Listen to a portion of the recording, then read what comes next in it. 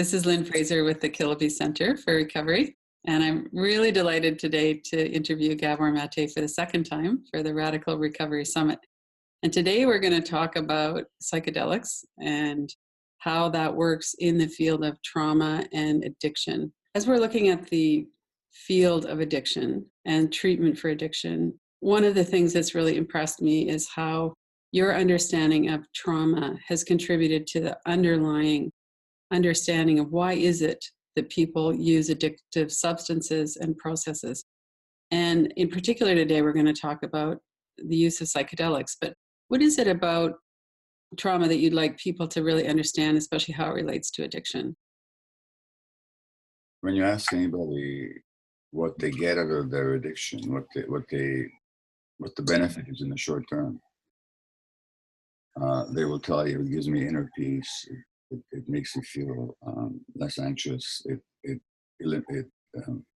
diminishes stress. It connects me to other people. It gives me a sense of control, temporary sense of meaning. It makes me feel more alive. Reduces the pain, numbs me, and all that. And all of these benefits speak to the fact that addictions are not ever anybody's primary problem. They're always an attempt to solve a problem. Right. When we look upon addictions as a disease or as a choice, we're missing the point. Addiction is one of the features of a disease, but it always begins and functions temporarily as a problem solver. And so the question is, what is the problem? And the problem in every case arises out of trauma. So that the template for addiction is trauma. Addiction is not the only outcome of trauma, but it's a common one and a major one.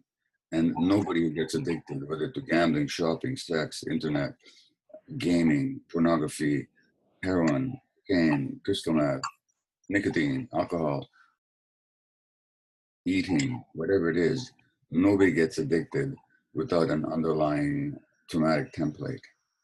Now, that trauma does not have to be overtly horrible. Trauma, if we understand it properly, is not what happens to us, but what happens inside us as a result of what happens to us. And what happens inside us is emotional pain, alienation from self, disconnection from others, boredom, emptiness, lack of meaning, suffering. That's what the trauma is. And the addiction is always an attempt to alleviate the temporary manifestation of that trauma. Right. And so one of the ways that we can do that is through therapy and kind of taking us maybe a slower path into really getting to know ourselves and to healing the trauma. And one of the ways that people are looking into, and you have been too for the last several years, is how to use certain plant medicine and other medicine to help with that process. So could you talk a little bit about ayahuasca in particular? And then I'd like to also, the last time we talked, MDMA had just been approved by the FDA. So I'd love to get some update on that as well. Sure. So traditionally,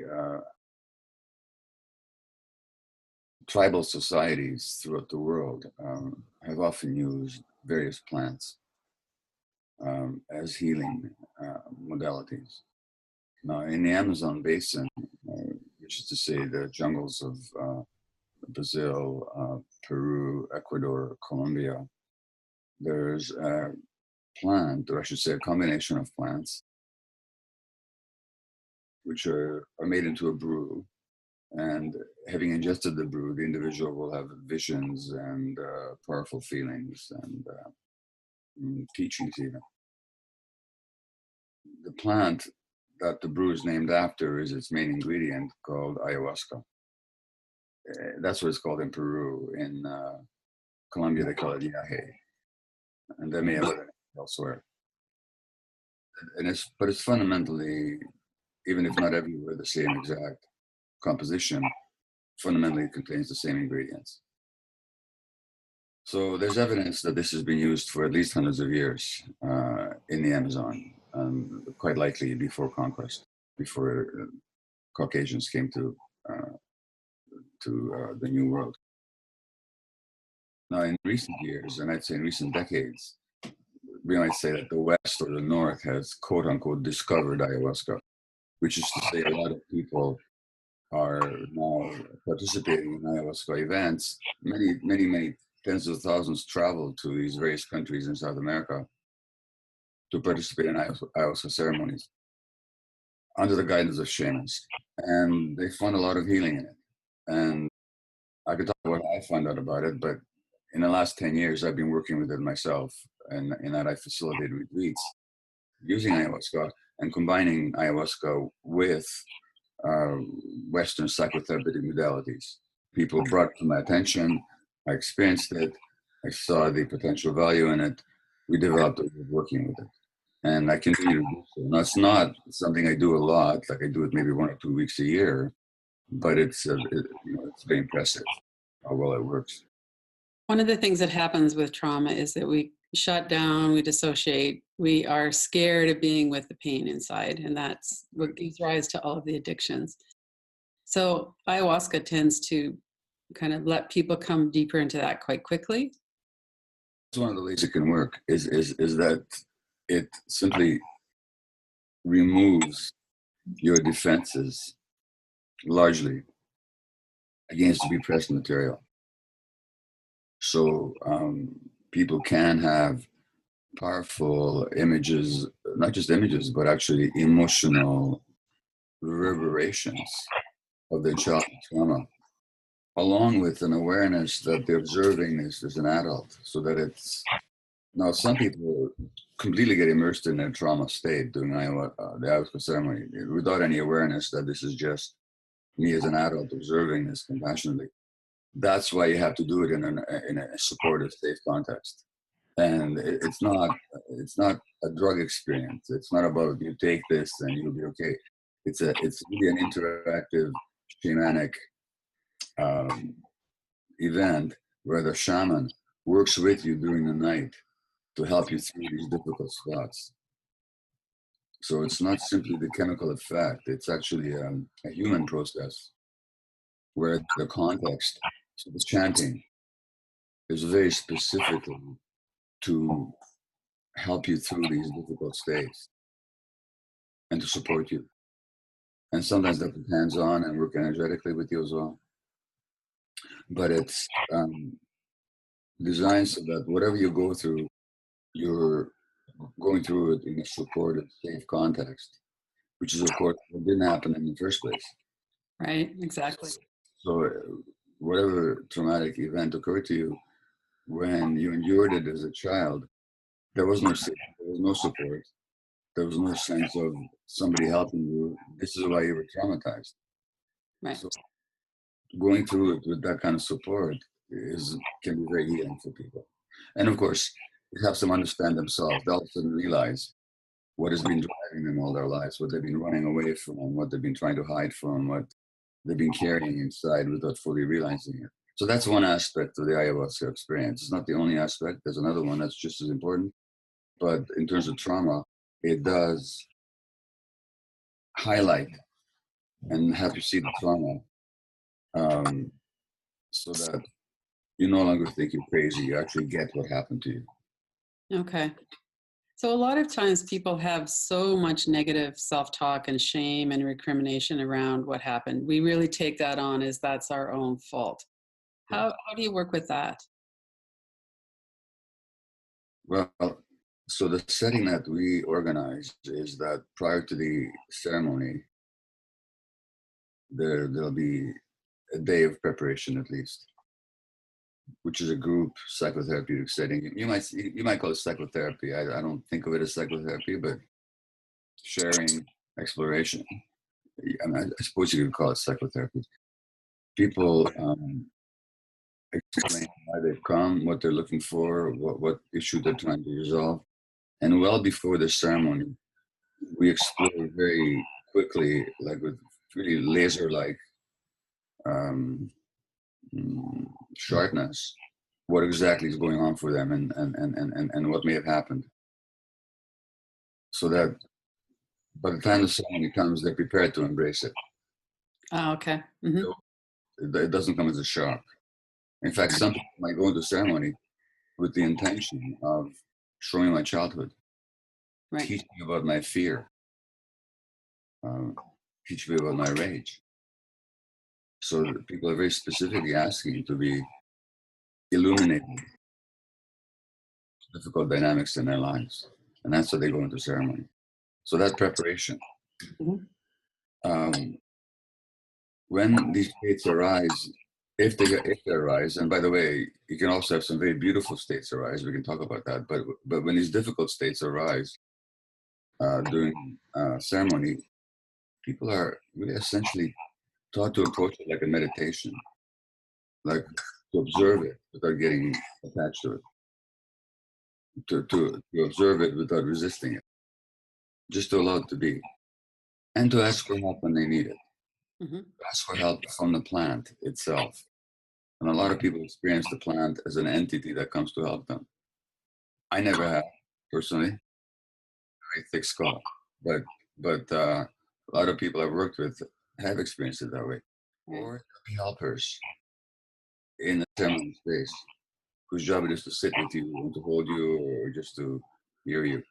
And then the shamans, again, will be specifically picking up on your energy. So this is what's amazing, is that the ceremony is in the dark usually, but the shaman, without speaking with you, are just picking up on your energy that you're experiencing.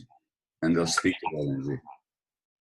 And they'll chant to it, they'll sing to it. So that you're getting all kinds of support. So the conscious mind isn't where the main arena is. It's not our thinking, what we think about things isn't the whole thing, or it's not the important thing even.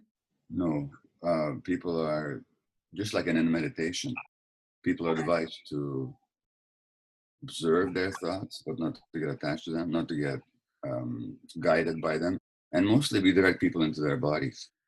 Ah, Like whenever, really, when we tell people, whenever you find yourself up here, just connect with your body. What's going on in your body? What's happening in your belly? What's happening in your chest? What's happening in your throat? What's happening on a somatic level? That's what the truth. right. So the stored trauma in the body is part of what people are afraid of feeling. Absolutely.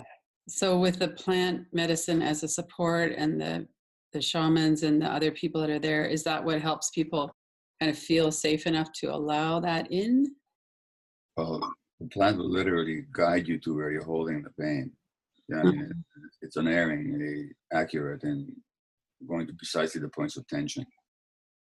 So people will have all kinds of perturbation in their intestines, or tightness in their chest, or the pain in their back, or we tell people wherever the pain is, the plant's going to go there, Mm-hmm. and to welcome that.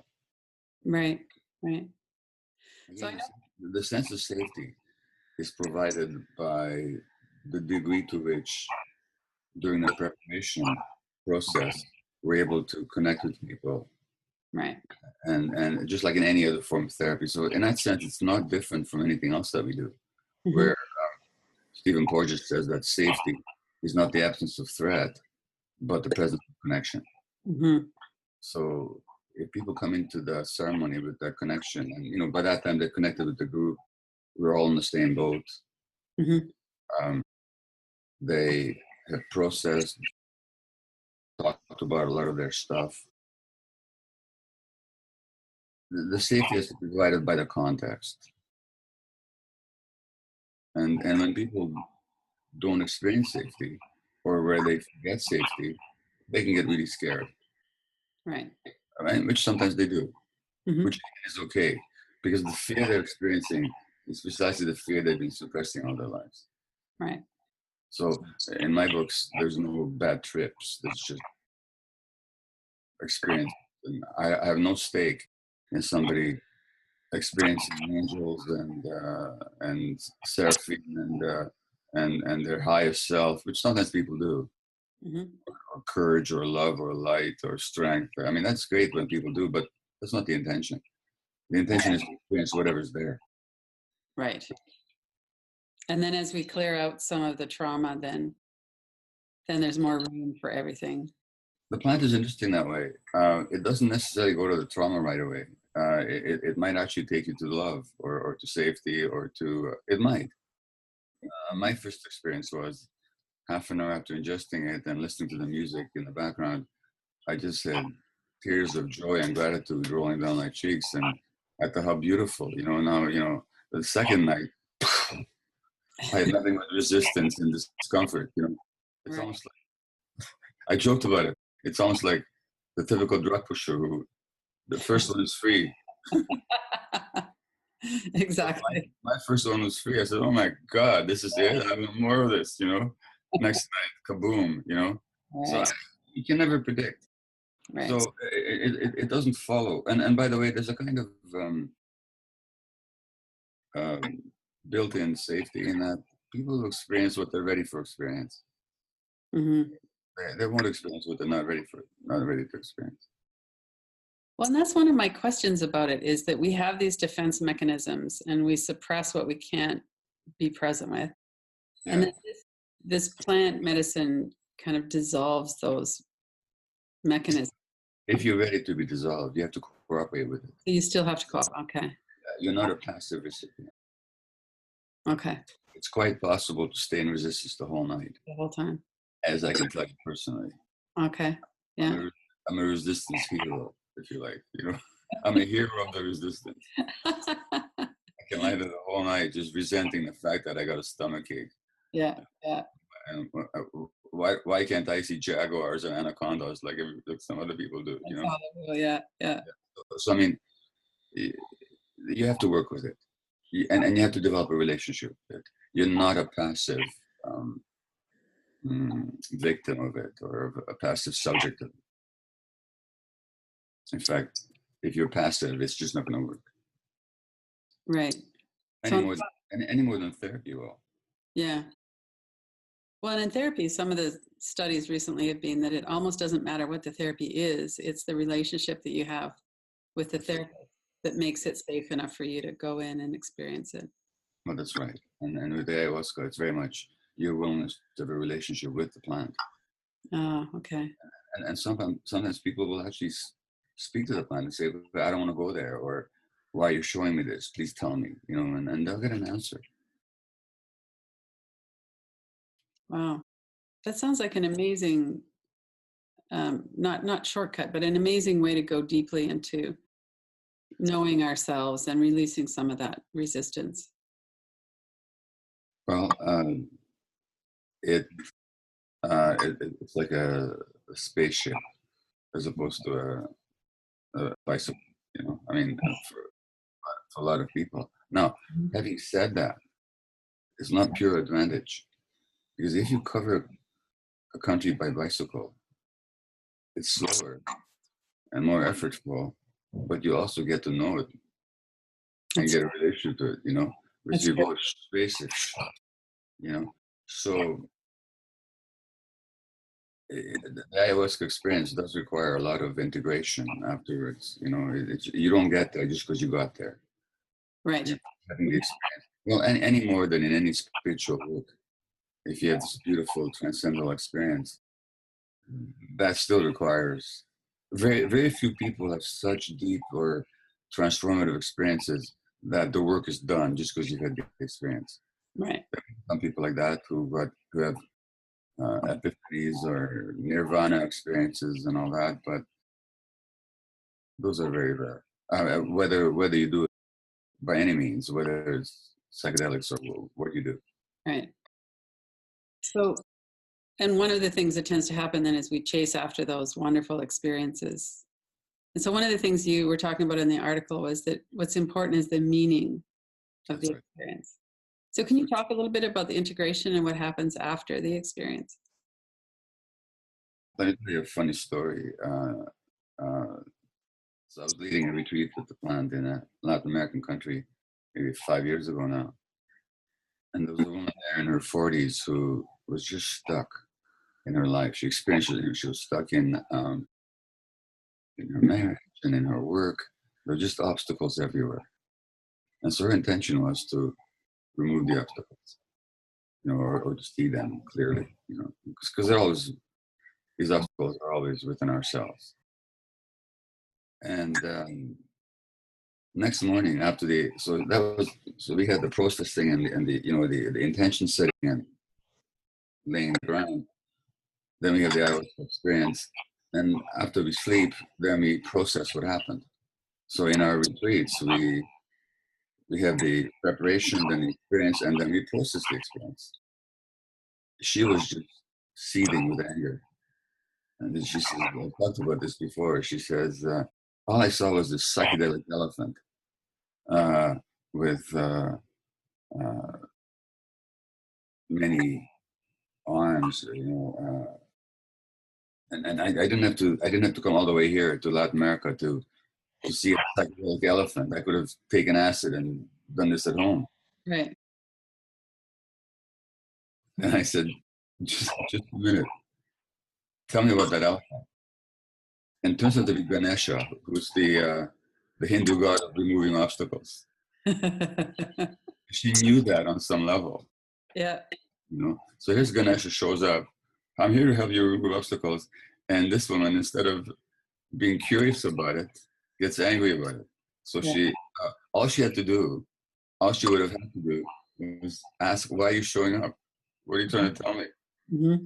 But she didn't, so the meaning really was that she has to be open to what arises inside her. Right. That's the meaning. And so she just laughed. Once she got that, she just laughed. And she got it. Her life has really moved forward since then. Oh, good. Yeah. So she had to be open to what arises inside her. Right. And of course, it's the nature of trauma is that we don't open ourselves to what happens inside us. We shut it down. We're afraid of it. Mm-hmm. So that's a very simple example of how the meaning was right there. She simply had to grasp it. Right. Mm-hmm. And it takes time without the plant anyway. It takes time to have those experiences of, I can feel this. I made it through that. Okay, I survived feeling that, and to really kind of explore that country by bicycle and to gradually get the confidence and the safety that it's okay. And so with the plant medicine and then the support. Yeah. So with the plant medicine, again, there's a lot of people just go for the ceremonies themselves. This therapeutic model, this group process, it's increasingly be adopted by people, but for the most part, that's not what many people experience. Okay. And they can have powerful, beautiful experiences just with shamans, just with the plant. Not that this model is totally required, but it certainly adds a richness to it. Right. Much deeper and allows much more consistent integration. So this is just a model that we've developed where, see, we're using the original in the Amazon. Partaking in the ceremony would be people who knew each other. Wouldn't be a bunch of strangers flying in together from all over the world and then not knowing the language, they have a ceremony with a strange shaman. That's not how it would work. So there'd be a cultural context to it. Right. And the meanings would be more available to them. So we thought, how can we reproduce that to the extent that we can? Mm-hmm. So this is why we came up with the idea of a group that doesn't just come together for one night and then disperses in the morning, but actually stays together for at least a week or 10 days. And we have a number of ceremonies where they accompany one another, where they support one another, where they develop an increasing sense of safety and belonging and interconnection, where they get to know the shaman. And then when we get to actually talk about the experience and communally find a meaning in each person's experience, and where people really support one another. The other beauty of that process is I always tell people at the beginning, guess what? You just find yourself back in your family of origin, because all the stuff that you've experienced in the family of origin, the resentment, the anger, the love, the disconnection, the connection, the jealousy, the envy, the rejection, it's going to happen because your mind will bring it into it. Right. Your mind will project it onto particular individuals in the group. Welcome to your worst nightmare. And also to your most beautiful dream. Mm-hmm. A family that's going to be supportive and loving, and that's what it measures by the end. Right. So that group process we just find it so important. Well, and then they get to experience directly that they can be safe in a group, they can be authentic and open, and that's not, you're not going to be shamed for that. That's exactly right. Yeah. And because of the power of the plant experience, the opening, you might say, the stripping of pretension and self-pretension is so rapid that along with that comes a tremendous vulnerability. Yes. And with that vulnerability comes tremendous learning. That's the power of the plant experience. Now, of course, people do this in other settings. It doesn't require a plant or psychedelic. It's just a supercharged. Let me just say one more thing about the plant experience. Oh, sure. Is that I touched upon it. I just want to make it clear that people also experience their strength and their beauty and their love and their courage and their clarity and their wisdom and their openness. In other words, these essential qualities of who they are in a way that they may have never experienced before. So that's the other side of it. So it's not, I talk about the trauma a lot because I think it's important to process it, but a lot of people, it'll be an affirming of who they are underneath the uh, confusions of the egoic personality. So that's another important part of the ayahuasca experience. And let me tell you a story about that. I just found out recently. In hockey, if you follow hockey, um, every team will have an enforcer, some big muscular guy who is not necessarily a great hockey player, but he can beat the heck out of other people. And so he'll be called upon to fight. And a lot of these guys have very difficult lives because they're usually small-town kids who don't have a lot of education or possibilities. They know how to skate, but they don't have the hockey finesse. So they're really they're like paid goons, highly paid goons. And for some reason, the hockey world encourages and allows that kind of thuggery. And a lot of these guys end up getting head injuries, being punched a lot, and they have very difficult lives. So there's a hockey enforcer that I know about who did a psychedelic. It wasn't ayahuasca at first, it was DMT. And he realized we're all one. So the next time he was on the ice and he was supposed to be fighting, he says, "What am I doing? This person the same as me. It is me." And he did. And then he went to a shaman, did some ayahuasca ceremonies, and now he's a Kundalini yoga teacher and a life coach. That's awesome. Which is like an amazing outcome, you know. Yeah. But nobody familiar with the plant would be terribly surprised. But nevertheless, it's totally inspiring. So sometimes you just wish that other people could, a lot more people could have access to these kind of experiences. It would have taken him, I don't know how many decades of therapy to, if he ever would have got there, Yeah. you know. Right. So he feels connected with other people instead of fighting against them all the time. He sees them as one. He sees them as one. I'm fighting against myself. Right. That's awesome. Yeah. A lot of the, a lot of the way that people kind of deal with trauma or navigate their lives after trauma is through the fight reflex. Yeah. And that causes so much trouble and pain in their lives and other people's lives. Oh, absolutely. Yeah. Now, I should also mention the downside to ayahuasca. I mean, I don't want to paint for anybody any kind of romanticized, idealized picture. First of all, although the outlines of what happens is how I described it, it's not necessarily immediate. It's not necessarily universal. Everybody has to develop their own relationship to it. And it's like with anything else. You might need to do it. You might choose to do it repeatedly. And some people, and it becomes like a path. Others, 2 or 3 experiences, that's all they want, that's all they need. The downside is that there's some people that, first of all, I really warn people against doing it on their own. Right. There's some, yeah, there's some people who've had great experiences on their own. I know some, but I don't recommend it. It's like playing with fire. It's like the sorcerer's apprentice, playing with powers that are stronger than you can Right. regulate. Yeah. Number one. Number two, it's not a party drug. So when you read these descriptions of people getting together in some loft in Manhattan, and it's not. You need to honor the tradition. This is a tradition, and you have to respect it for your own sake.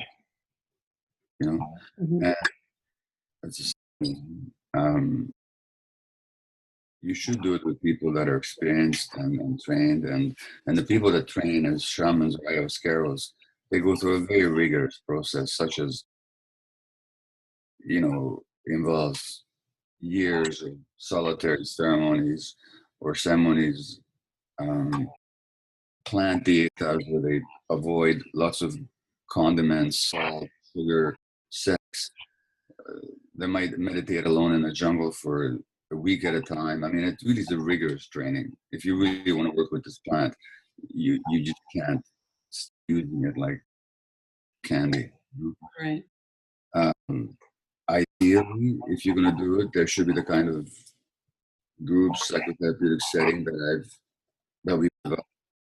That's becoming more and more prevalent, but there's still not a lot of it. Then again, in the ayahuasca world, just like anywhere in the therapeutic world or the spiritual world, there's the potential for exploitation. Right.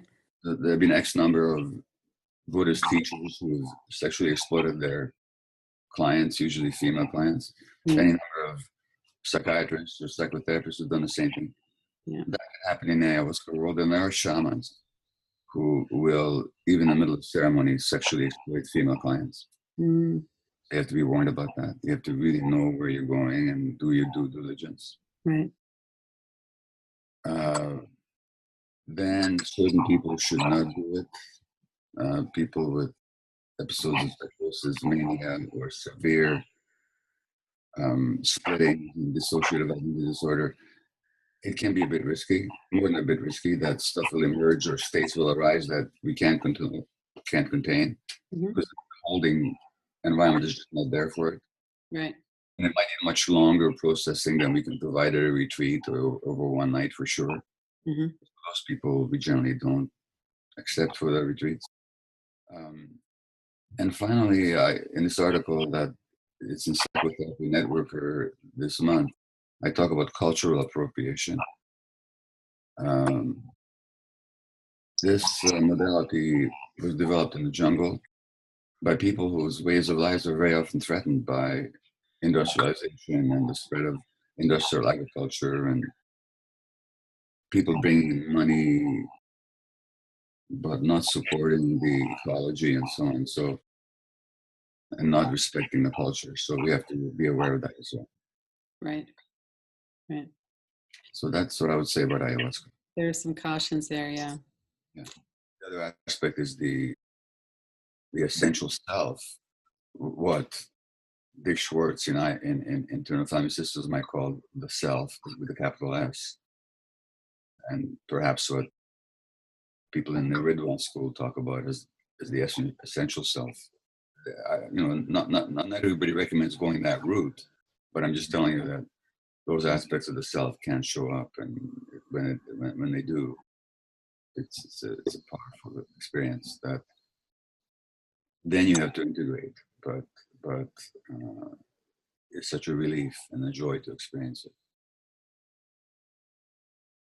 And that experience can happen in many different ways. One of it is through the ayahuasca, the whole experience. Sometimes meditation or spontaneously, all kinds. Yeah. Oh yeah, and there's many schools of work that really have that as their goal, that you should experience that. And I don't want to say there's anything special about the ayahuasca that way. It's only that it can be so efficient. I had some resistance to it before I started hearing from you about it. And I respect your work so much that I thought, well, there must be something here, or Gabor wouldn't be going into this and doing this. And so that's partly what's kind of opened my mind and some space for seeing the wonder of it and the power of it. And Well, in fact, next year we're organizing a very special retreat just for healthcare workers, professionals, oh, therapists, um, to work with the plant to enhance their work. wow. So it's worth considering. I'm not, by the way, I'm not recruiting people. I know. Yeah. There are plenty of people coming. I'm just saying that Yeah. people who are in therapy, who are therapists themselves, who attended our retreats, they say that the day after they go back, there's a huge difference in their work, Right. in the depth of the interaction with the clients. So I've been doing a bit of reading around LSD Yeah. and some of the research that's been going on in medical settings and people with cancer, anxiety, depression, that kind of thing. Do you want to talk a little bit about that? Do you mean LSD or do you mean psychedelics in general? Psychedelics in general, or going specific if you want. Something happened in the 60s. There'd been a lot of work with LSD, for example, in mental illness and addictions. Some of it actually up here in Canada. And people were finding some very encouraging results. But in the 60s, two streams converged to undercut that work. One was the counterculture, where a lot of young kids started doing psychedelics out of their alienation, out of their desire for something better, out of their desire to escape. But we began to use LSD and other psychedelics in ways that were not guided by wisdom or experience. I was one of them. Yeah. Well, Yeah. What was your experience? Actually, not bad. Pretty good. I never had a bad trip, but Right. certainly it was not anything other than there was nothing wise about it. I'll put it that way. Yeah. And some people had some very difficult or bad experiences. Yeah. Some people do. I mean, there were people who thought they could fly and throw themselves off buildings, that kind of stuff. And there was a lot of scary stories that were going around. Yeah. Yeah. So that gave it a very bad reputation, combined with the desire of what you might call the establishment to squash the counterculture, Mhm. and then the war on drugs and all that, and these psychedelics got conflated with the with the addictive drugs and so on. Right. So there's a lot of repression that came down, and a lot of the research stopped. And it kind of stood still for quite a long time. Now, however, in the last couple of decades, it's become really apparent that a lot of what we have embraced as healing modalities in the context of mainstream medicine are only marginally helpful or useless, and in many cases, worse than useless, which is to say harmful. Right. It's true. As a medical doctor, I know that. So again, there was this. So in a sense, the resurgence of psychedelics, which is very much the case today, is a response to the failures, on the one hand, to the crisis of Western society, and on the other hand, the failure of Western medicine, or the limitations of Western medicine. Because Western psychiatric practice never gets at the root of anything. We deal with symptoms, we deal with diseases, so-called, that themselves are symptoms of underlying trauma, but they never deal with the underlying events. And they don't even have any concept of the true self. I mean, that doesn't even exist. Yeah. So, there's been an interest a renewed interest in psychedelics. And there's been serious research. So, for example, psilocybin, an extract of mushrooms, magic mushrooms, so-called, they studied end-of-life anxiety. And people have these spiritual experiences, which either eliminates or significantly subsides that end-of-life anxiety. Now, of course, the obvious question is there anything specific about end-of-life anxiety? Well, no, anxiety is anxiety. So if it works for that, why wouldn't it work in other settings? It was allowed for end-of-life anxiety because I suppose ethically it could be argued that these people are going to die anyway, so why not give them this possibility? really it opens up the potential for much broader research. That's with psilocybin. MDMA, which the popular name for it is ecstasy, is not studied for PTSD, post-traumatic stress disorder. And as you know, there's major studies going on. I mean, multi-million-dollar studies, MAPS, the Multidisciplinary Association for Psychedelic Studies, which is an organization founded by Dr. Rick Doblin, is in the advance of funding and promoting these studies, multi-center studies, very rigorous protocol. And certainly the early indications are that with MDMA, a few sessions, they're getting much further with PTSD than they've done with any other modality. And so the FDA in the States has declared it a breakthrough form of treatment, which doesn't mean that it's generally available yet, but it means that it's in third phase now, Wow. which means that the expectation is that within 2 or 3 years, it will be approved, used by trained therapists. Now, it's very time intensive. Think about it. In the model, it's an MDMA session takes about 6 hours and 4 to 6 hours. And it takes 2 therapists. It's time intensive, expensive, obviously. But on the other hand, it seems to be much better than anything else. Right. Maybe in the long term, it'll even be cost effective. Right. So When you look at all of the costs of treating people with these marginally effective or harmful modalities, or not treating them. Or not treating them. Treating them as aberrant personalities, or Right. you know, when they act out, you treat them as a criminal issue rather than a health issue. You know, so the costs, the throwaway costs right now are enormous. So in any case, you know, I've worked with a number of different modalities. I've worked with the mushroom. I've worked with MDMA.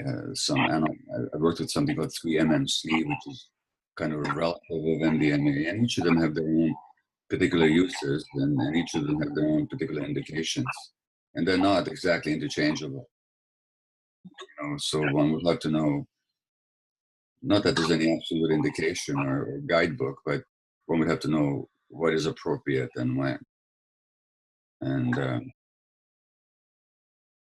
these are not for individual experimentation. They're really Right. you have to have some experience and guidance before you work with these modalities. But they're worth exploring, and given the limitations of everything else that we have to offer, there's been some very good other modalities for PTSD, like EMDR and so on, and Dick Schwartz's IFS model, internal family systems model. I've been very impressed with it recently. So they're not exclusive. It's just one more thing in the armamentarium that we can consider. So can you talk a little bit more about someone with PTSD who's going to use MDMA in this kind of a clinical setting? What would be some of the, like how would you decide if that was going to be appropriate for them? And what's going on in the brain and in the nervous system how does that work when they take that drug? You know, Len, you're pushing me beyond the limits of my expertise. Okay. I've worked with MDMA, but I've not been part of the official trials. Oh, okay. Mm-hmm. There is, I know I work with it, but there's a protocol. Mm-hmm. So there's strict for the MAP studies. There's a strict protocol of who gets accepted. Mm-hmm. So it has to be PTSD, but I think without other complicating diagnoses. Oh, okay.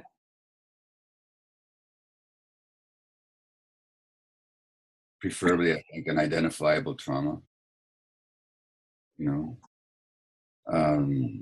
And again, they have their own particular way of doing it. I've not been trained in it, so I don't want to talk about it. Oh, okay. So someone who has trauma from being in war and is having flashbacks of going back into that experience would be someone who's very different than has complex PTSD. and has all of that attendant. Yeah, and I don't know in the MAP studies how they would differentiate, but I think the more discrete the trauma, the more amenable they are for that kind of treatment. Right. Now, having said that, of course, when you look at PTSD and somebody who's a combat um, subject of it, it's usually not about the combat. There's usually underlying childhood trauma that is being evoked or heightened, exacerbated by whatever happened in combat. So Right. it's all, in a sense, it's always complex. So from that point of view, it's always complex. Right. I think it's really clear that we can't afford the cost of war on our mental health, and there's so many, the people that are first responders, police, firefighters, in the military, there's just such a high cost. I don't think our systems are meant to integrate that and to handle that. Well, of course, one way to look at all this is that PTSD is not an abnormality. PTSD is a normal response to an abnormal experience. Right. It's a way of the body absorbing it and even protecting against it, so that when you push people beyond what is meant to be human endurance, and when they lack support, these symptoms will normally develop. I mean, when a combat veteran with PTSD hears a car backfiring, and he hurls himself to the ground in self-protection, that's a normal response. It is. That's a normal. There's nothing abnormal about it, you know. So again, that with the psychedelic experience in general, you get to befriend these responses. You get to see how naturally you get not to be ashamed. You get to see that what else could your system have done? You know, and I've seen that with ayahuasca over and over and over again. So you might say ultimately that the psychedelic experiences, when they work, result in a befriending of the self. Right. Which ultimately is the aim of all kind of therapy, isn't it? You know. It is. Yeah. Yeah. And the piece about the shame, when we understand that this is actually how a system works, then the shame tends to dissolve around how we blame ourselves for how we reacted. Yeah. Well, of course, the shame is always arising from the question, "What's wrong with me?" Right. What's wrong with me? But that's not a question. What's wrong with me is a statement that there is something wrong with me. Now, when you reformulate that, not what's wrong with me, but what happened to me. And what happened inside me is the result of what happened to me. There's no longer shame there. Right. Now it just becomes a question to be explored. And That opens it up a lot. yeah. Yeah. Again, I think what I'm emphasizing here is that the psychedelic work in its intention and its insights, not all that different from what we intend to do in therapy in general. It just happens to be a very quick way of pulling down the boundaries to that deep experience. So when we're willing and we feel like it's okay, then that's an aid. It's something that can help us to go deeper. Yes, and when there is the context where you really do experience safety. Right. Yes.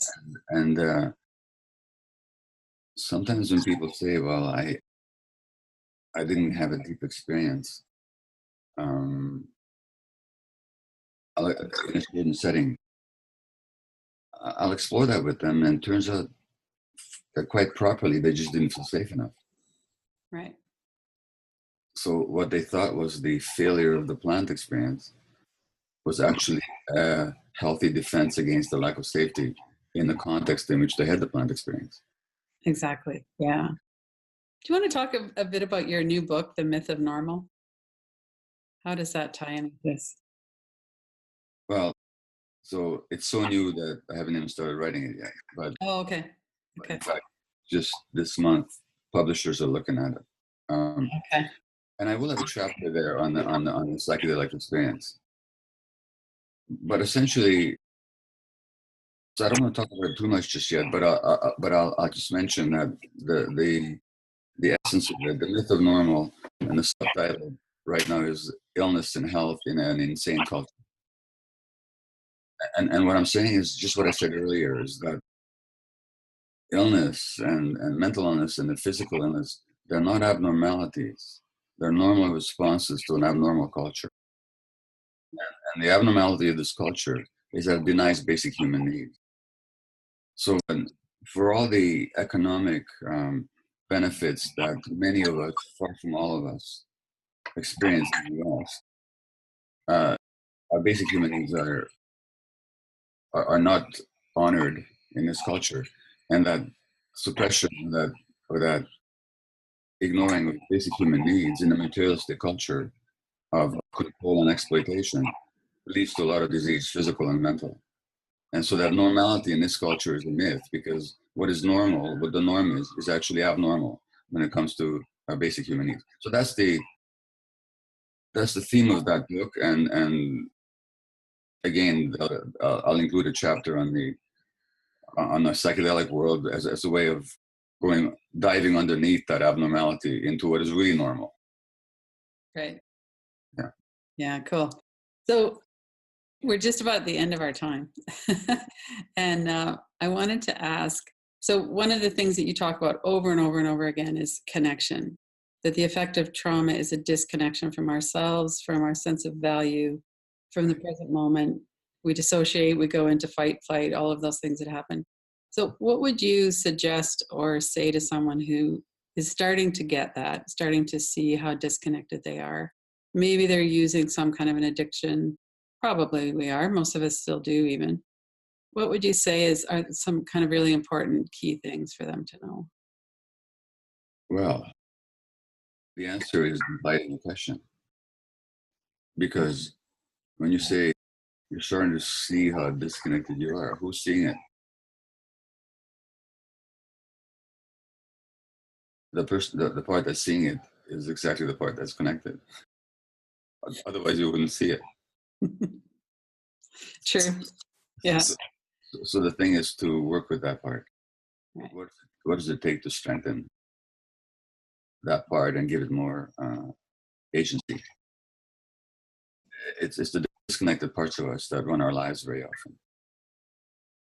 The part that can see the disconnection, even though at some point in the early stages might only be a rather impotent little voice, nevertheless impotent in the sense that it doesn't override the disconnected part. Nevertheless, is the growing connection with the true self. And so, whether it's the plant work, spiritual work, psychotherapeutic work, and sometimes, somatic work, yoga, meditation, or through all of these modalities, it's a matter of broadening the scope of that awareness to be the agent in your life. So when you talk about agent and agency and that role in addiction, there's so much blame and shaming of people with addiction. How do you think about that, or how do you frame that? Oh, well, for that, I go back to the very beginning of our discussion, where I point out that the addiction was actually a perfectly natural attempt to solve a problem that you had no solution for. Right. So, of course, you used heroin. You're in so much pain. You had no other way of resolving the pain. Of course, you used cocaine because it made you feel alive because you felt so dead. Or crystal meth. Or of course, you drank alcohol because there was so much distress that the alcohol soothed for you. Of course, you engaged in even pornography addiction, because you need to somehow feel sexually alive without being vulnerable. Without being vulnerable. Yeah. The essence of pornography addiction. It's a way of feeling sexually alive and in control without being at all vulnerable. So hurt in your vulnerability. These were totally understandable responses. Nothing to be ashamed of. Right. Nothing to be ashamed of. Things to explore. Be curious about. Befriend it. Not to be ashamed of. And that deep compassion that we can have. One of the things for people who aren't familiar with your compassionate inquiry workshops, one of the things that really affected me when you were working with somebody was how you had them have a look at how would they feel towards, or would they feel compassion towards a daughter, a niece, a friend who is in that situation, and how we don't judge other people the way we can be so harsh with ourselves. That's right. People have sometimes difficulty recalling. They might physically recall the details of what happened to them, but they will not be in touch with the emotional side of it. In a kind of a disconnected, flat affect. But when you say to them, don't try and remember what it was like for you, because you can't. You can't recollect it because you repressed the emotions. That's how you survived it. Right. So the repression was a survival. Nothing wrong with it. That's how you survived. But imagine your daughter or your son or a friend's son or daughter in that situation. How would that child feel? Oh, their compassion can arise. Right. Well, then you say, well, can you direct that compassion towards yourself now? That self-compassion is the most difficult part. And actually, in ayahuasca ceremonies, sometimes I'll coach people to ask the plant to show them self-compassion. For once in their life, can you have an experience of a night where you have compassion for yourself? And the plant is very efficient at doing that. Oh, that's wonderful. Yeah. Yeah. Well, thank you so much. It's such a pleasure to talk to you. And I listened to so many of your interviews and read your articles. And I wanted to get into something that didn't have you repeating what you say all the time. Right. So I've really enjoyed this conversation, and I know it'll be really helpful. Thank you, Lynn. It's good to speak with you again. Yeah, thank you. Go to killabecenter.com, Radical Recovery Summit. For access to the interviews, you can watch them free online for 48 hours after they air, or you could purchase an all-access pass. killabecenter.com.